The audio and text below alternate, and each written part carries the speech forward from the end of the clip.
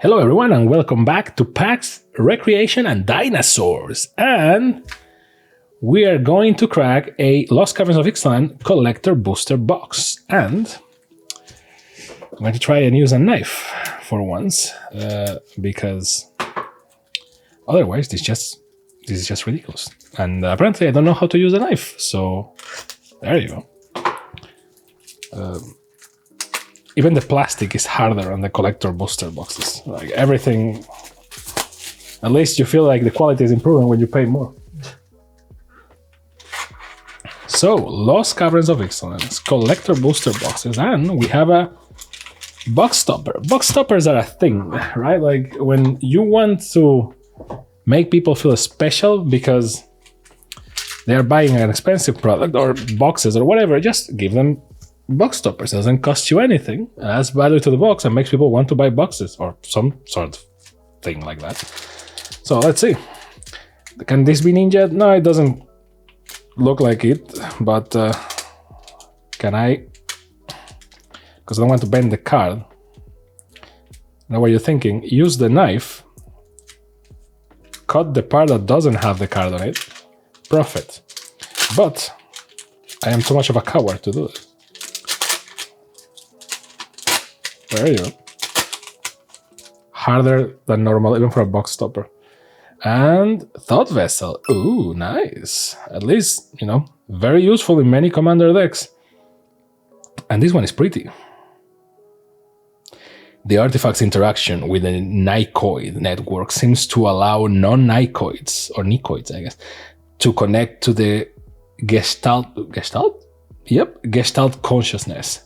Thus far, all who have done so have fled screaming. Alvaro, Dust Legion Researcher. Nice, very nice looking, not gonna lie. So, let's go. For collector booster boxes, is these ones are a lot harder to. There you go. It's a lot harder to maintain a conversation because I guess you can maintain a conversation podcast mode for the first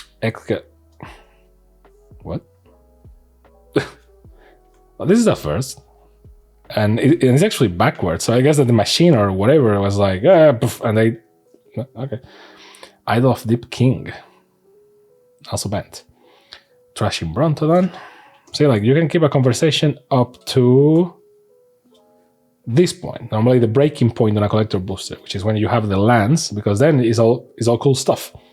So these lands, I like them a lot. I don't like these are the modern lands that I feel the most like this thing could have been printed by someone as a proxy. You know what I mean? Like it's very weird. I like them, but it's very weird. So let's put them here.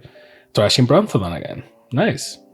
I prefer this art. It's more in line with the playmat. It's, you know, very, I don't know the name of the style of painting. Aquarella, maybe? Queen's Bay Paladin. Nice. In a normal foil. Cool. Souls of the Lost. A nice looking card. White art, not foil, although it looks like it. Skeleton Crew from the commander decks. Each other creature you control that's a skeleton or pirate gets +1/+1. This is very, very, you know, useful in the deck that it is. Which is the pirate deck. You can see that video somewhere here. I don't know where the buttons are nowadays in YouTube. Roaming Throne. Oh, this is the crazy card that everyone loves.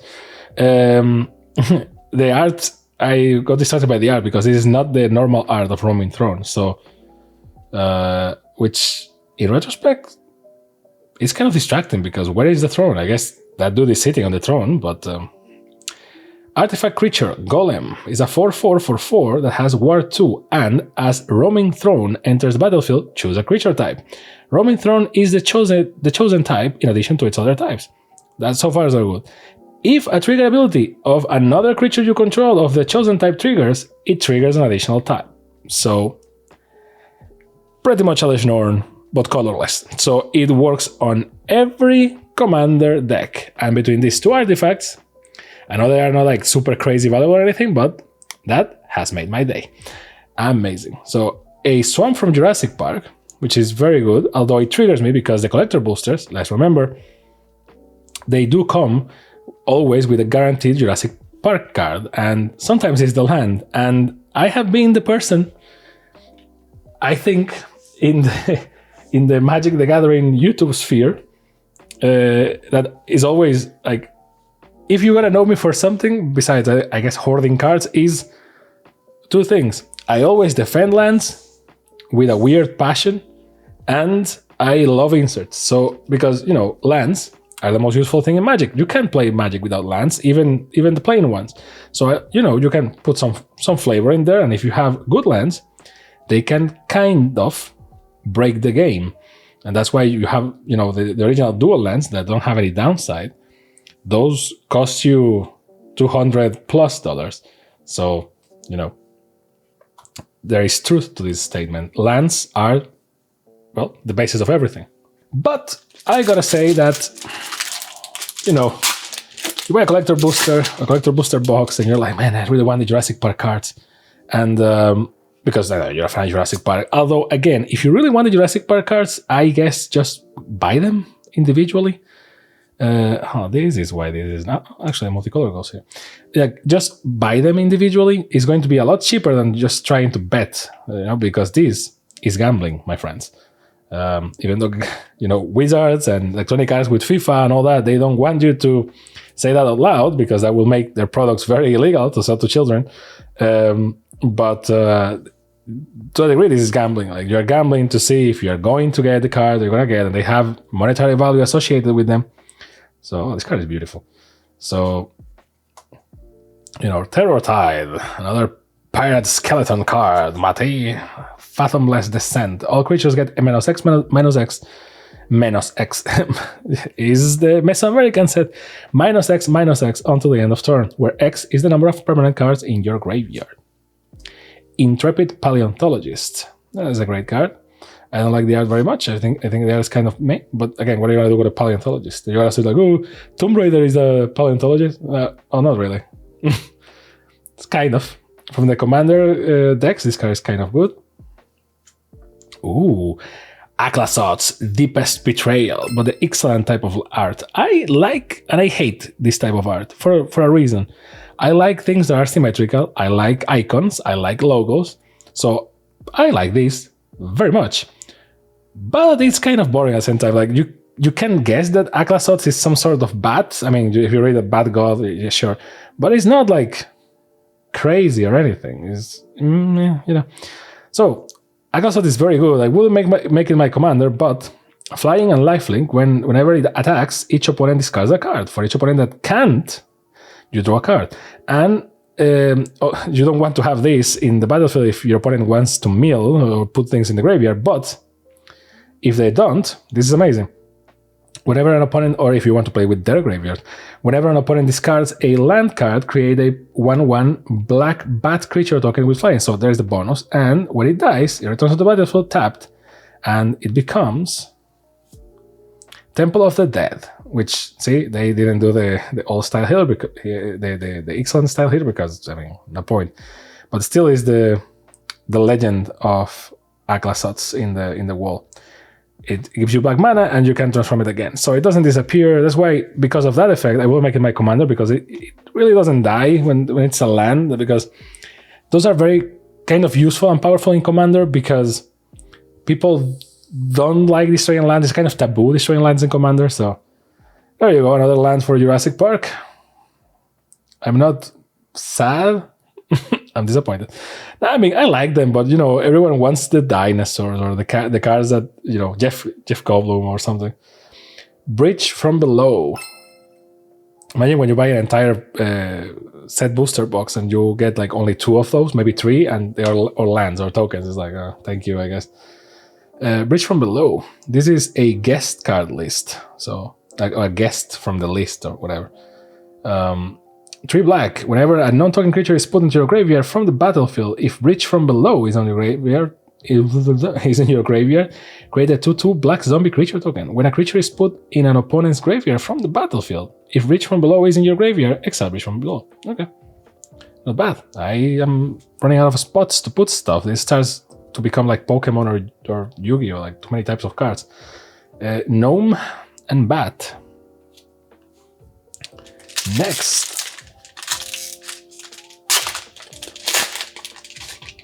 See, they even added like extra reflective. Whatever. So overall, artistically, I like this set. I mean, and yes, you can be like, oh, well, I guess because of your accent, obviously you like this set. It's like, well, maybe. There are some cool stuff here, like Nito from Dark Souls. But,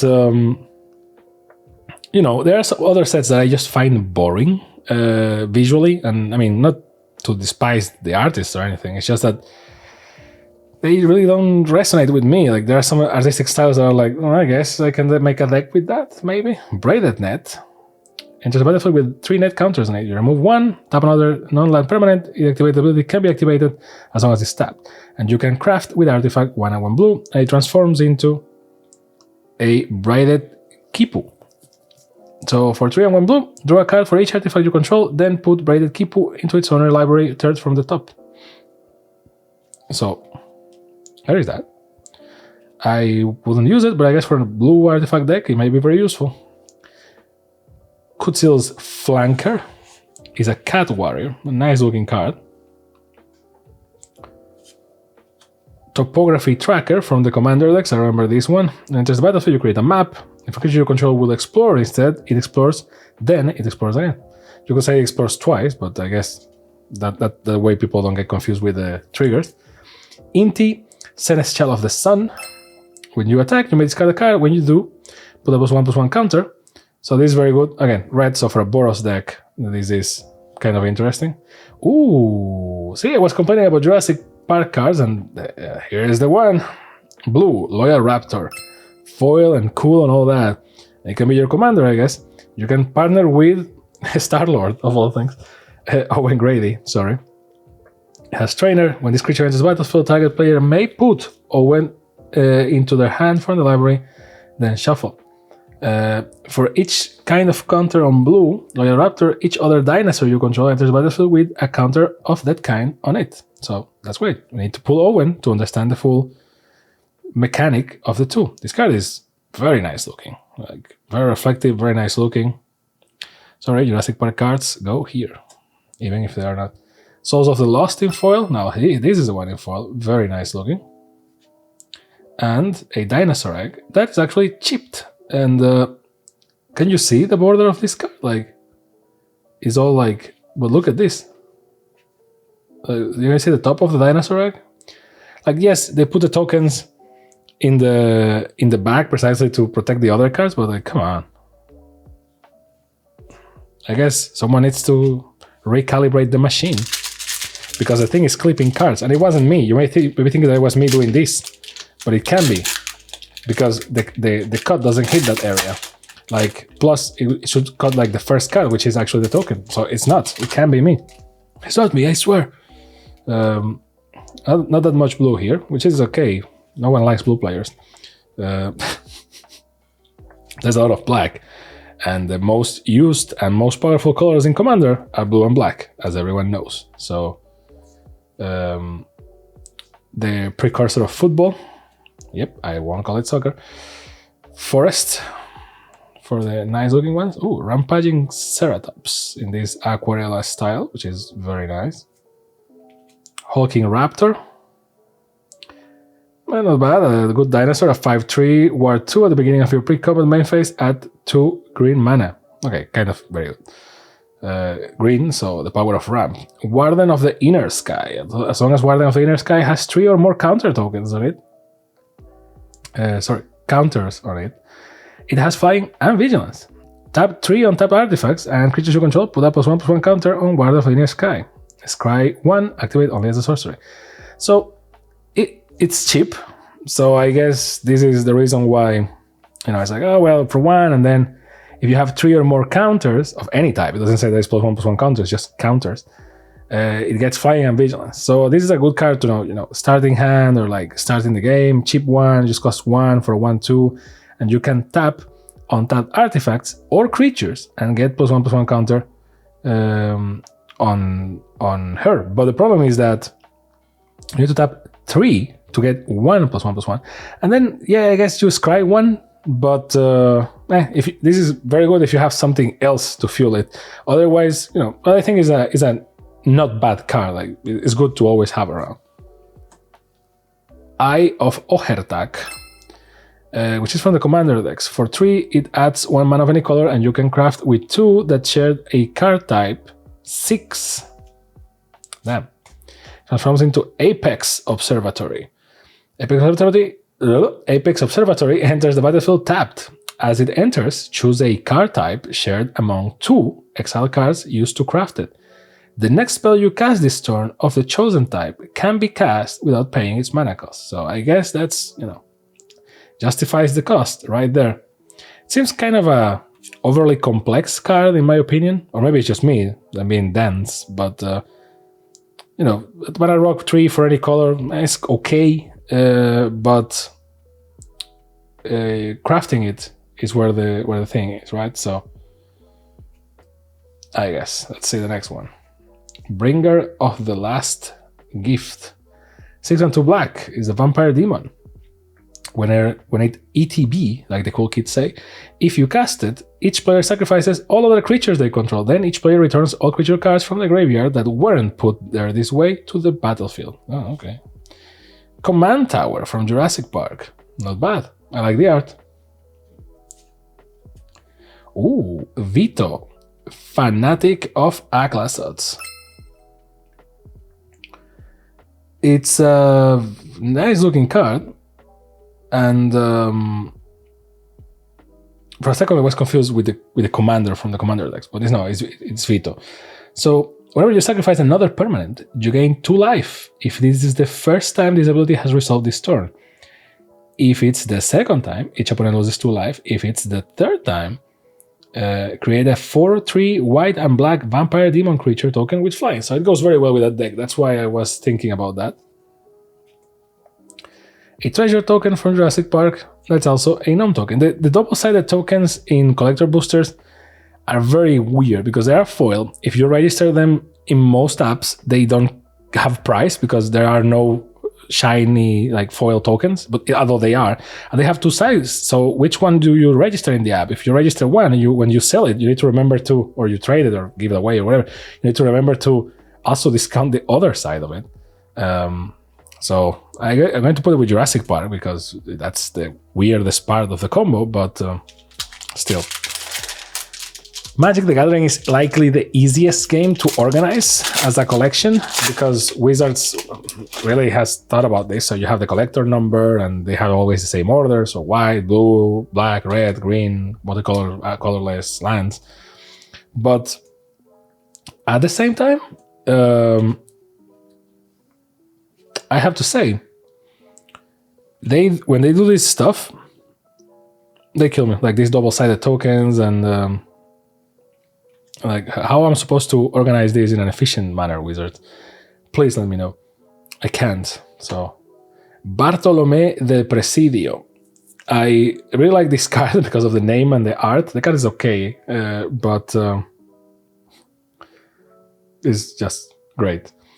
Yeah, and if you're thinking, oh, it looks like something that came from the Blasphemous game, it's like, well, it's all Spain, so there you go.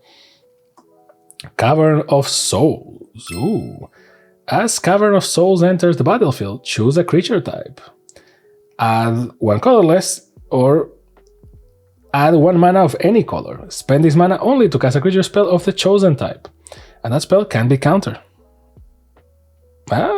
This is very broken for tribal decks. So I don't know the price of this one, but I'm guessing, then I will add it in the video here, but I guess that this is an expensive card. It has to be. I mean, it doesn't have any downside for a tribal deck, or a typal deck, sorry. You choose a creature type. If you have a vampire deck, let's say that you have the Bartolomé del Presidio and all that, you say vampires, and then it gives you any color, and you can spend it to cast creatures, so typal, and it can't be countered. So it is kind of broken, brother. I'm not gonna lie. Cosmian Confluence. You may choose the same mode more than once. Search a library for a cave, put 3+1/+1 counters, or destroy target enchantment. Not bad. Kind of expensive, but not bad. For Commander, it has a place. Stormfleet Negotiator. This is from the Commander decks. This card is okay. I mean, I'm not going to go too crazy over it. Palani's Hatcher. This is one that creates X, right? Yeah, exactly. When it enters the battlefield, create 2/0/1 Great Dinosaur egg creature tokens, and then you can hatch them. It's okay. I mean, dinosaur decks are certainly a thing. Ooh, I was talking about Jeff Goldblum. Here he is. Ian Malcolm, Chaotician. This is the proof that if you complain hard enough, things will happen. Yeah, you saw it. So, legendary creature, human scientist. Whenever a player draws their second card each turn, that player exiles the top card of the library.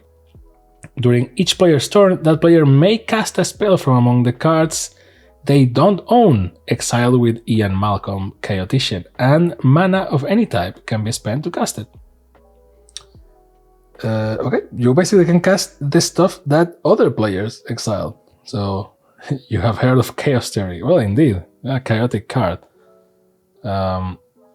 Abuelo's Awakening. Not a bad card, not a great card. But at least you can bring stuff from the graveyard in white. So, and a map token. That is also a fungus token that has a dinosaur, because everybody does the dinosaur. So yeah, I open this one more regularly, and not the case. Like, okay, so Mineshaft Spider, Sunfire Torch, Join the Dead, which has printing problems, as you can see. Like, it's not dirty. I mean,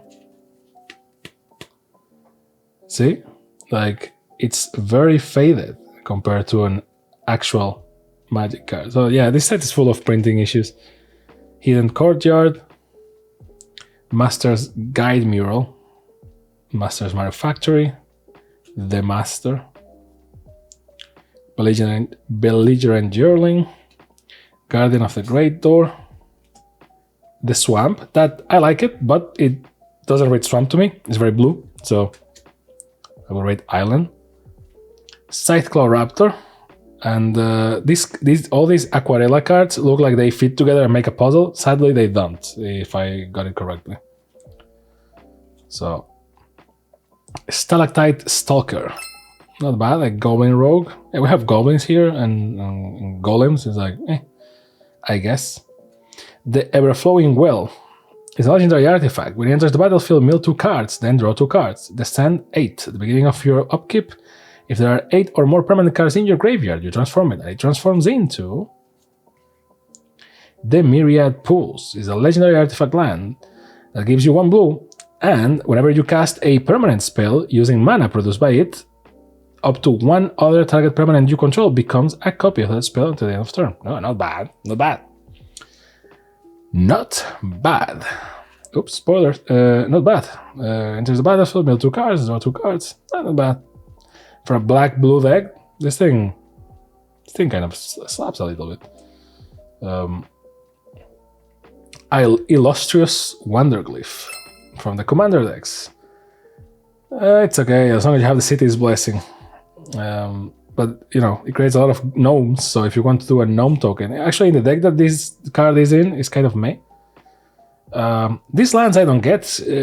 Wizards keep... Like, I mean, they're not bad, but Wizards keeps printing these lands, and I guess they are trying to get original. I guess they have like this team of people just to come up with cool ideas for lands that are not too broken, right? Like, they have to enter tapped and all that, but like here is like, enters tapped, so there you go. It gives you 1 color or the other, but if you pay 2, 1 red, 1 green, it becomes a 3/4 dinosaur.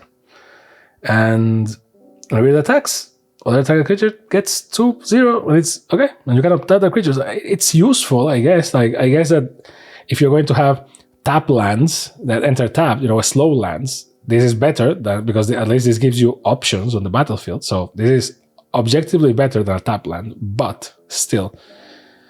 Again, I complain. Apparently, my wishes are coming true, or are becoming a reality. Cresting Mosasaurus. For 6 and 2 blue, it's a thing that is eating a shark, or a dolphin, or a fish, swordfish, maybe? Swordfishes are very big, if you don't know. So it has Emerge. For 6 and 1 blue, you may cast this spell by sacrificing a creature and paying the Emerge cost reduced by the creature's mana value. When cresting Mosasaurus enters the battlefield, if you cast it, return each non-dinosaur creature to its owner hand. For 8. It's okay. It's mostly made for you to pay the Emerge cost, but if you pay the Emerge cost... Well, okay, if you cast it, I guess you can trigger it with the Merge.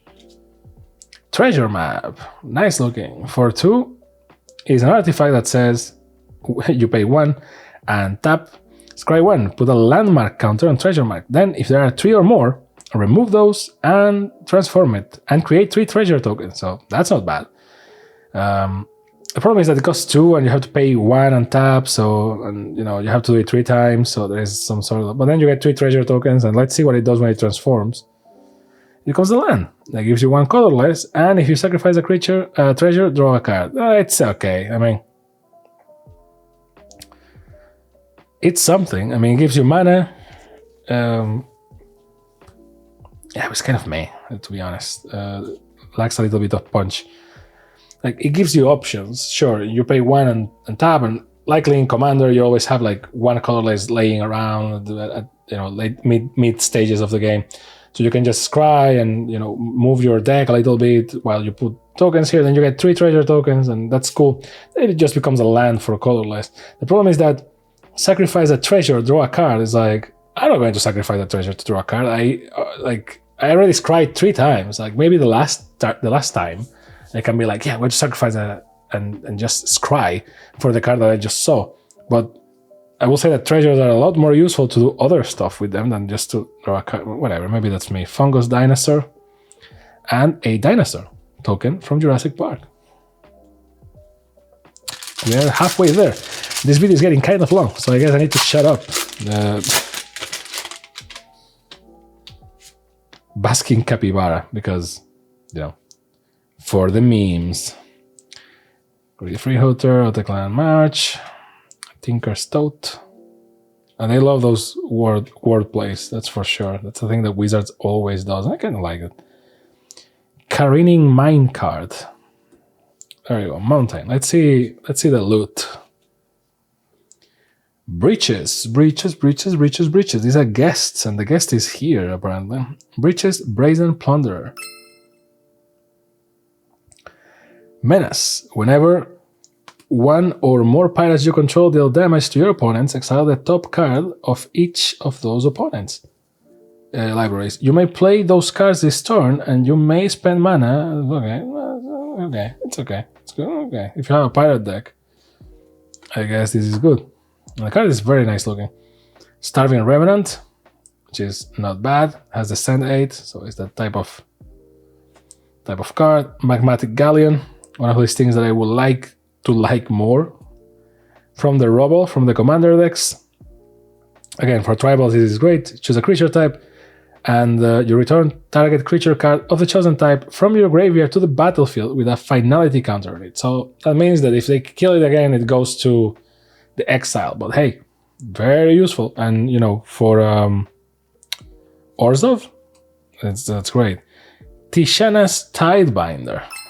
When it enters the battlefield, counter up to 1 target activated or triggered ability. Because it has flash, so you can do it. If an ability of an artifact, creature, or planeswalker is countered this way, that permanent loses all abilities for as long as Tishana's Tidebinder remains on the battlefield. I don't know the value of this card, but I can tell you that this card, it's a pain in the ass in Commander. Because activated or triggered abilities. So if you have your Commander and you're doing stuff, I flash you with this. And I counter it, and then you lose all abilities. And there you go. So what's going to happen, it's not as bad as transforming it into a Scarab or something, but what's going to happen is that at that moment, there you go, an island. You can't win them all. People are going to, again, this is Dark Souls pretty much, or Berserk, which is basically the same because one was inspired by the other. So, normally when that happens, when your commander is like, emasculated, you can ideally, what's going to happen is that player is going to try to, kamikaze his commander. So they are just going to throw it against every player to try to see it blocked and killed so that they can bring it back to the command zone and then use it again. Because as long as you have that thing, or they're going to remove your card. That's also an option, right? But sometimes removal is hard to come by unless your deck has tutors or something. So that's the best alternative. So it's not, it's not like when you transform your commander into a bug that is indestructible, but not bad nonetheless. Earthshaker Dreadmaw.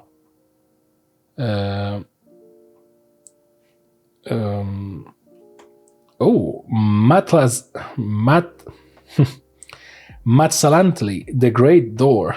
Let's see. You draw a card and discard a card. Okay. And for 4 and tap, you transform it. And you can only do it if there are 4 or more permanent types amongst cards in your graveyard.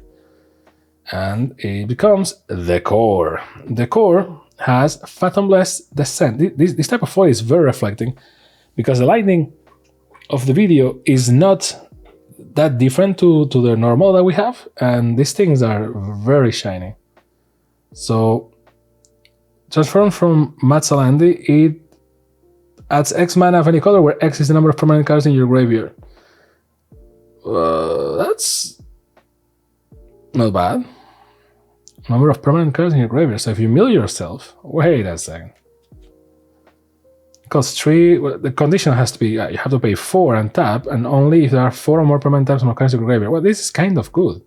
And you draw a card, discard a card, so you can just make your own graveyard. I don't know the price of this, but I'm guessing it's pretty good. I mean, this looks like a good card to have in Commander. For certain decks, not for all decks. The Belligerent.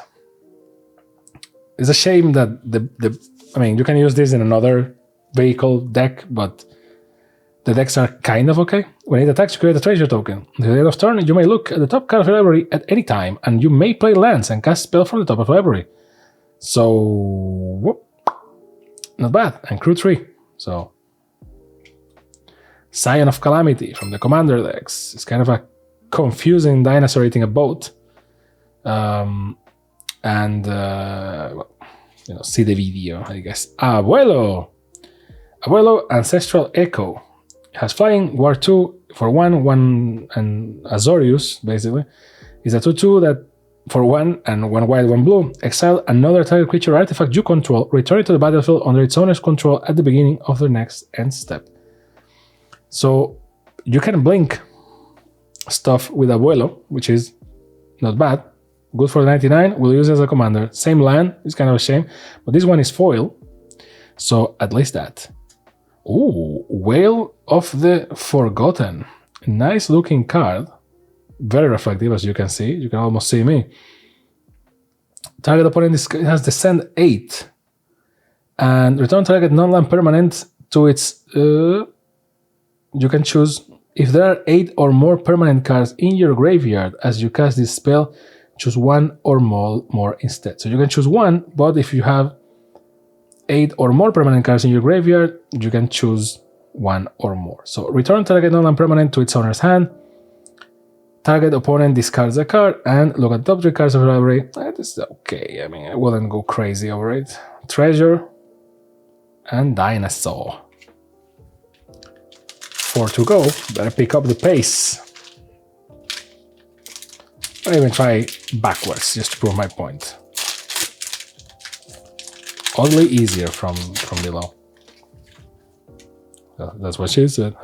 So, Wayland Pirates, Oltex Cloud Guard, Watermain, Cotis Scavenger, it's Queen, First Bond of Gishard. Who gives the names to the dinosaurs if they can talk? And who decides on those names? Swamp, Zoyowa, Lavatone, and the title is kind of washed out, so I don't know. Whale of the Forgotten again, but this is how it looks normally, so there you go. Tarian's Journal for 1 and 1 black, sacrifice another target creature or token. artifact, or creature, draw a card, activate only as a sorcery. You can pay 2 and tap, discard your hand, transform Tarian's Journal. And it becomes, spoilers I guess, and it becomes the Tomb of Aklasots. It gives you 1 black, and you may cast a creature spell from your graveyard this turn. If you do, it enters a battlefield with a finality counter on it, and it's a vampire, as you test other types. Yeah, but it's not free, so it's okay. But it's good to, you sacrifice stuff, draw a card, and you discard your hand, you can use it as a mechanism. It's an enabler. Pantlaza, Sunflavored, in the Aquarella style. This is one of the commanders from the commander deck, from the dinosaur deck specifically. Is not a bad commander. The deck is actually kind of fun to play with. Sahili, the Sun's Brilliance. Legendary creature, Human Artificer. You pay 1 blue and 1 red, is a 2/2, and if you pay 1 blue or 1 red and tap her, create a token that's a copy of another target creature or artifact you control, except it's an artifact in addition to its other types. It gains haste. You sacrifice it at the beginning of the next step, so not bad as an enabler to copy stuff. A Jurassic Park Plains. Ooh, Wakanda Forever, what's up? Lord Windgrace. This is a guest card, very nice looking and foily. For 2, 1 black, 1 red, and 1 green, is a legendary planeswalker. It says +2, discard a card, then draw a card. If a land card is discarded this way, draw an additional card. -3, return up to 2 target land cards from your graveyard to the battlefield. And -11, the ultimate ability, destroy up to 6 target non-land permanents, then create 6 2/2 green cat warrior creature tokens with Forest Walk. Okay, this is a weird commander. I mean, Planeswalker, but turns out that it can be your commander. So, it's weird. But hey, +2/+2, so in 3 turns, you can ultimate and sacrifice it. And the ultimate is kind of good. You destroy 6 target non-land permanents. In commander, it's difficult to keep a Planeswalker alive. Well, the card is beautiful. It's difficult to keep a Planeswalker alive, unless your deck is made for that. But destroying 6 permanents, you can pretty much choose where the game is going to go from that point. Like 6 is not that much, unless you want to zero a player, right? Like if you want to focus on a player, which I don't know, depends on your opinion. But sometimes, do you think that's a dick move to focus on a single player, like make the player the arch enemy and everyone like focus on that player, or you are like, oh, sometimes it's needed, or like in your group of friends, you always focus on the same person because he's the crazy deck builder. Like we have that guy. One of the guys in our group is an amazing deck builder, and he has the craziest decks. The moment he starts playing with their decks, you can hear the Sonic the Hedgehog music going on, like beep beep beep beep beep beep beep beep beep beep beep beep beep beep beep, and it's like very hard to well, this is like the typo land, but specifically for abilities of land sources. So this is kind of okay if you want to, if your lands are for that. If not, it's meh. But if not, it's very powerful. And when he starts playing, god damn. So it's very normal that like on the 3rd turn, everyone is already like, okay, we should focus on him. Which is, I guess, sucks for him because he does these crazy, interesting decks that have like good ideas and all that. But it's either that or everyone loses very fast. So Throne of the Grim Captain, because by turn 6 he already won. Like he zeroes everyone at the same time. It's that level of deck building. Legendary artifact, you can mill 2 cards. Not bad. And craft with a dinosaur, a merfolk, a pirate, and a vampire. So if you have all 4 commander decks, this is a very difficult thing to craft. Unless the theme of your deck is Ixalan, the movie, the game. If you don't want to, if you don't want to transform it, I guess it's a good mill card to mill yourself. But you need to craft with dinosaur, merfolk, pirate, and vampire. So having those 4 and paying 4 gives you the Grim Captain, which is basically everything. It's a skeleton spirit pirate.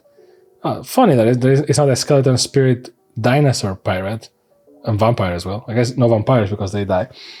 They don't become spirits, I guess. So Menace, Trample, Lifelink, and Hexproof is a 7/7, and when it attacks, each opponent sacrifices a non-land permanent. So basically, Annihilator but crazier.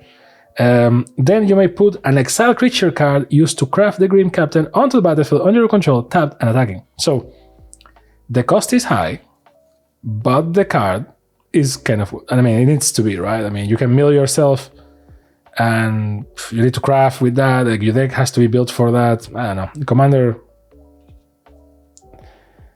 is difficult. Savage Order from Jurassic Park. And ironically, it's not foil, although it shines like as if it was. For 2 and 2 green, it's a sorcery that says, as an additional cost to cast this spell, sacrifice a creature with power 4 or greater. Search your library for a dinosaur creature card, put it into the battlefield, then shuffle. It gains indestructible at the end of next turn. So, not bad at all. A Magmatic Galleon in foil and white art and all those cool things. A Vampire and a Skeleton Pirate. And this art kind of slaps. Second to last.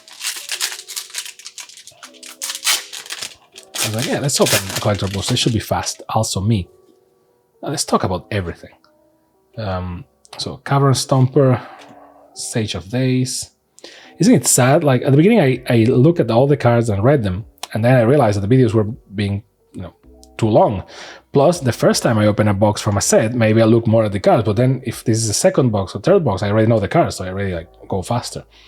And I don't know what you guys prefer, but maybe you prefer to be like, it's like I put you in the background or in a second screen, I just listen to you while you look at cards for 2 hours.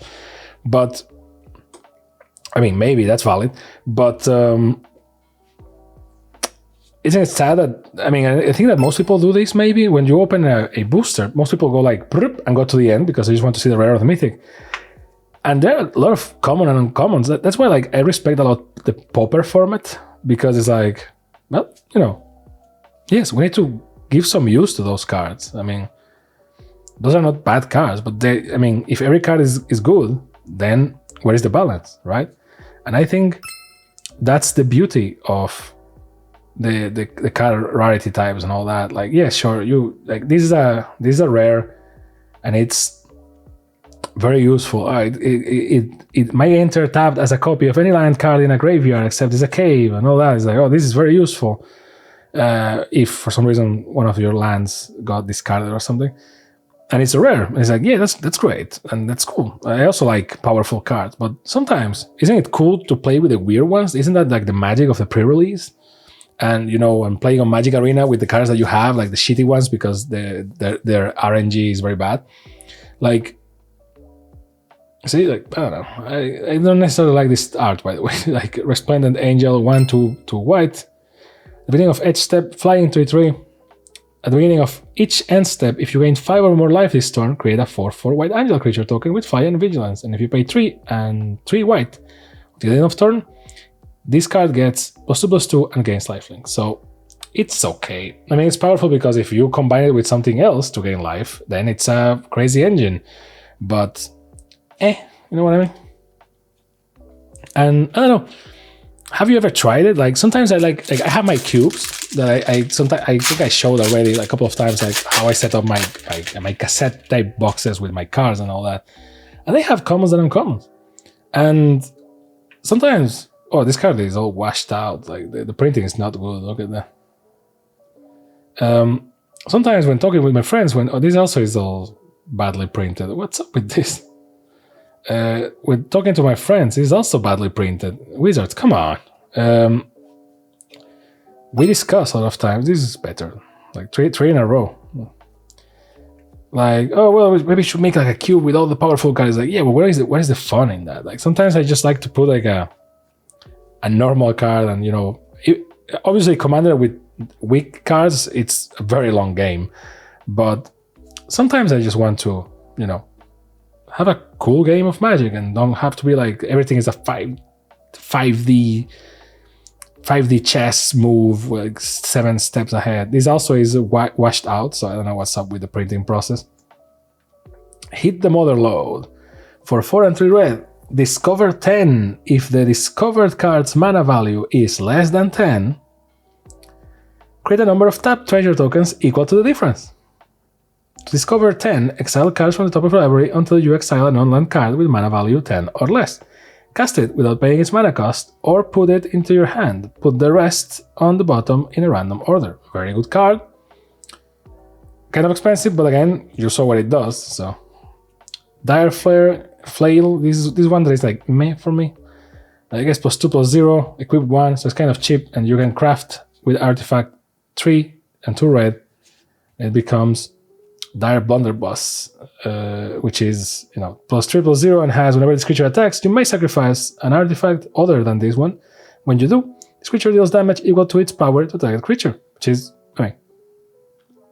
it's useful, but it feels a lot like extra steps for something that is okay at most. Dinosaur Egg from the Commander decks. This is okay. Restless Anchorage. It enters tapped, and it transforms into a 2/3 bird if you pay 1 and Azorius. And whenever it attacks, you create a map. Not bad, but, better than any other tap line, I guess. Oh, I hate these dinosaurs. They feel like, you could kick them, but there are so many that it's just an awful way of die, I guess. An awful way of dying. At the beginning of your end step, if a creature dies this turn, create a tap token that is a copy of Compy Swarm. There is no reason for it to fear men. Not bad. Jade Light Spelunker. Nice card, nice foil. For X and 1 green, when it enters the battlefield, it explores X times. Simple, but effective. And last but not least, a Jurassic Park treasure. That is also a merfolk. So say hi to the professor. And that's it. Now let's pick best looking ones per color. You may think it's this one, but I really didn't like the style of that card. No shame to the artist. I couldn't draw anything better in my life, even if I sacrificed 5 Horcruxes, I guess. I like Warden of the Inner Sky. It's kind of, dynamic and epic. For blue, this is kind of okay. Oh, this is kind of cool. A merfolk with water wings. That's... this is cooler. This is okay. This is actually nice. Let's go with this one. It's kind of confusing, but it's cool. And yes, it doesn't really look like a Magic card. It still looks because of the text boxes. I really don't like the ones from Secret Lair that are... The text is all over the place and you can't really tell if it's a Magic card. At least let's try to make them like a Magic card, even if the thing doesn't look like it. I'm divided between these two. These two look very good. But I think I'm going... Oh, this one looks very nice as well. Now I'm going with the Corpse of the Lost. This thing just gets me every time. Look at that. So, Dire Flail, sorry. Dinosaurs? Dinosaurs are always nice. The ship is nice. The boat, because I want to... Oh, this is okay. I want to disrespect it. See, like, they feel like they all match together, but they don't. Trust me, I tried. I guess this one. Wrathful Raptors. Very colorful.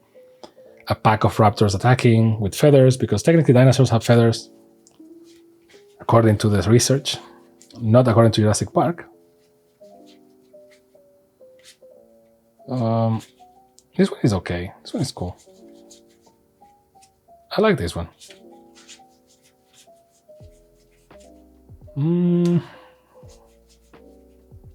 I like this one for some reason, even though the card is super meh. But I'm going with this one. The art on this spider is just on point. I'm going with Nito, that's for sure. Now, I'm going with this Nito or the other Nito. Or is there anything better? Let's say, for example, this is cool, but it's not like scratching me. I like the art for Bartolomé del Presidio a lot. But yeah, I think this one is beautiful though. But I think it's going to be this one. Sometimes less is more. Look at that. And for artifacts, I really like this one and the other side of it as well. So I think I'm going with that one. Although there are a lot of good candidates, like these two, for example. These two are beautiful. But Throne of the Grim Captain, I like it. So again, this is not the financial value, it's just, oh, I like the drawing. Okay, so let me be happy. This one is nice. I like this one. And more than these two, because I don't like this style too much. So look at this. Looks like the Undercity from Elden Ring. For the tourist cards, I don't know. Let's pick the plains. I don't like the swamps because it looks like an island. Yes, like how do you do shiny black that it doesn't look like blue, right? Similar to like when in comics, to do black, they did like dark blue because of color limitations at the beginning. In Jurassic Park, I mean, it's gonna be Jeff Goldblum. No, but like this card is just beautiful. Like blue Loyal Raptor. The way the light is there and the way it shines because of it being foil, amazing. Tokens are everyone's game, but it's going to be a Skeleton Pirate, that's for sure. They are very reflective and shiny. Like I trust me, bro. I just turn away all the lights. Like they are not pointing directly. Now I guess it is better, but still, what a crazy reflection. So Skeleton Pirate, and for the guests, 3 beautiful cards. And technically, this is the most, nice. This is the nicest looking one, very artistic. This is the most appropriate for Ixalan, and yet this one, Black Panther here, just slaps. So I'm going with this one. And that's the loot. Let me know down below what you thought about the loot. Do you agree? Do you disagree with my picks? I don't know. Or with my spicy comments in the middle of the video. I don't know. As usual, thank you very much for watching, and I will see you next time on PAX and Recreation. Bye.